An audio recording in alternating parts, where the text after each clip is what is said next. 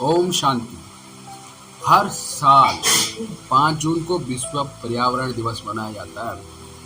World environment day मनाया जाता है 5th of June every year. और यह एक वैश्विक संदेश देता है कि अब वो समय आ गया है जब मनुष्य और प्रकृति के बीच खोए हुए संतुलन को फिर से स्थापित किया जाना चाहिए। इस वर्ष विश्व पर्यावरण दिवस 2025 का थीम है विश्व स्तर पर प्लास्टिक प्रदूषण का अंत। यह प्लास्टिक कचरे की गंभीर समस्या से निपटने का एक वैश्विक संकल्प है। हर साल 430 मिलियन टन से अधिक प्लास्टिक का उत्पादन होता है, जिसमें से लगभग 2/3 केवल एक बार उपयोग किए जाने वाला होता है और जल्दी ही फेंक दिया जाता है। यह अल्पकालिक उपयोग की वस्तुएं नदियों और महासागरों को प्रदूषित करती हैं, हमारी फूड चेन में प्रवेश कर जाती हैं और माइक्रोप्लास्टिक के रूप में हमारे शरीर में भी जमा हो जाती हैं।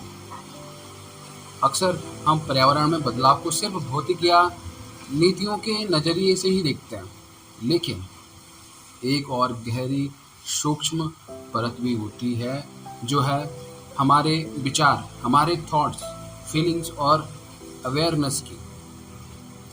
क्या हो अगर हमारे सोचने, महसूस करने का तरीका व हमारी वाइब्रेशन भी नेचर को प्रभावित करते हो? क्या हो अगर हमारा आंतरिक संसार ही हमारे बाहरी संसार को गहराई से आकार दे रहा हो? आध्यात्मिक ज्ञान कहता है कि हम जो सोचते हैं, महसूस करते हैं, उसका असर हवा, पानी, मिट्टी और पूरे वातावरण पर होता है। प्रकृति और आत्मा के बीच पुराना संबंध है।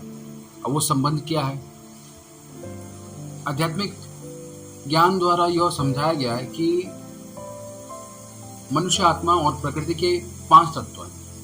पृथ्वी, जल, अग्नि, वायु और आकाश आपस में गहराई से जुड़े हुए हैं। ये भौतिक तत्व केवल उपयोग की जाने वाली चीजें मात्र नहीं है, बल्कि एक सेंसिटिव वाइब्रेशन है, एक संवेदनशील वाइब्रेशन है। जब मनुष्य की सोच शुद्ध और आत्म केंद्रित होती है, तब प्रकृति संतुलित रहती है।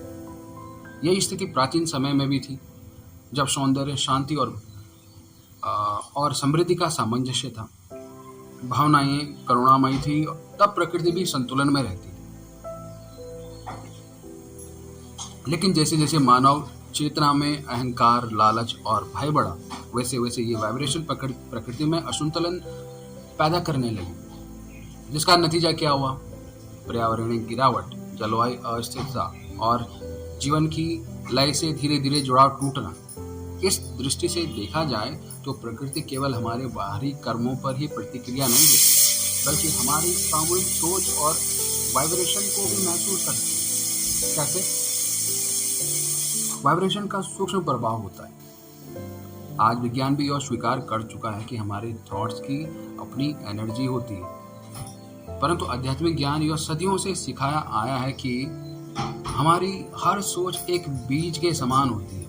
वो या तो हमें अच्छा महसूस कराती है या फिर कमजोर बना देती है। इसलिए जब हमारे तन में और मन में तनाव, क्रोध या निराशा के वाइब्रेशन होते हैं, तो वे धीरे धीरे जीने योग्य हवा, पानी और मिट्टी को प्रभावित करते हैं।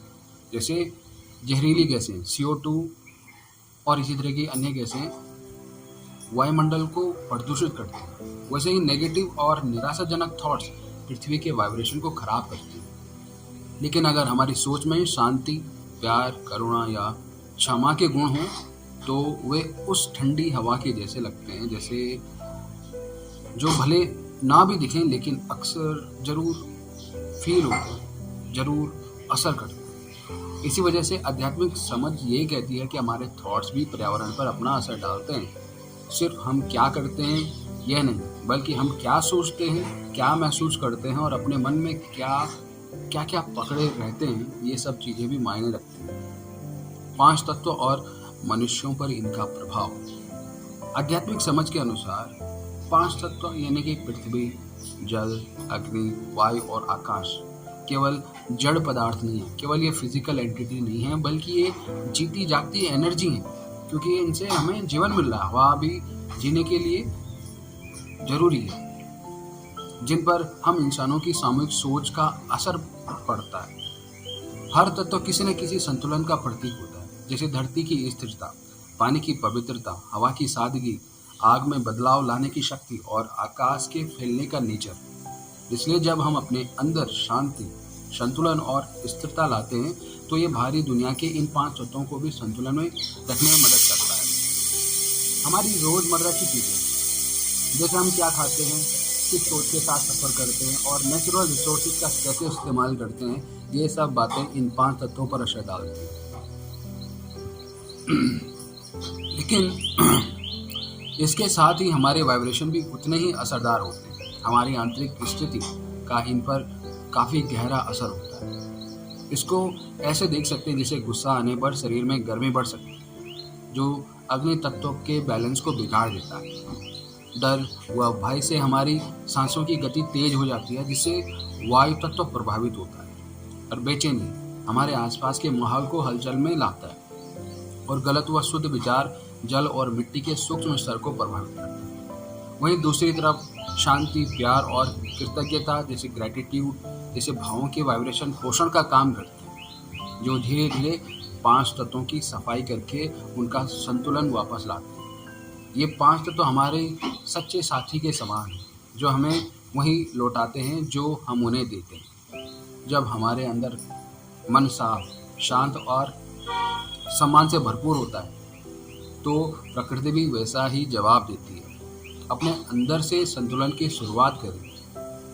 आध्यात्मिक ज्ञान सिखाता है कि सच्चा पर्यावरणीय परिवर्तन व प्रकृति के साथ संतुलन तभी संभव है जब हम अपनी असली आत्मिक शक्तियों, सुख, शांति, प्रेम, पवित्रता, शक्ति, आनंद और ज्ञान को जागृत करें। ये हमारे असली और नेचुरल गुण हैं। हालांकि रोजमर्रा की भागदौड़ में हम उन्हें अक्सर भूल जाते हैं। जब हम मेडिटेशन, साइलेंस व आत्मचिंतन के जरिए स्वयं के अंदर जाते हैं, अपने मन को शांत करते हैं, असली प्रभाव तब शुरू होता है और अंदर की यही स्पष्टता हमारी बातों, कार्य और फिर आसपास के माहौल को भी प्रभावित करने लगती है। और जो एनर्जी हम बाहर भेजते हैं, वो लाइफ को सहारा देने वाली और प्राकृतिक दुनिया से मेल खाने वाली बन जाती है। यह कोई थ्योरी नहीं है, कोई सिद्धांत नहीं है, बल्कि जैसे एक प्रदूषित नदी पूरे इकोसिस्टम को प्रभावित करती है, वैसे ही अगर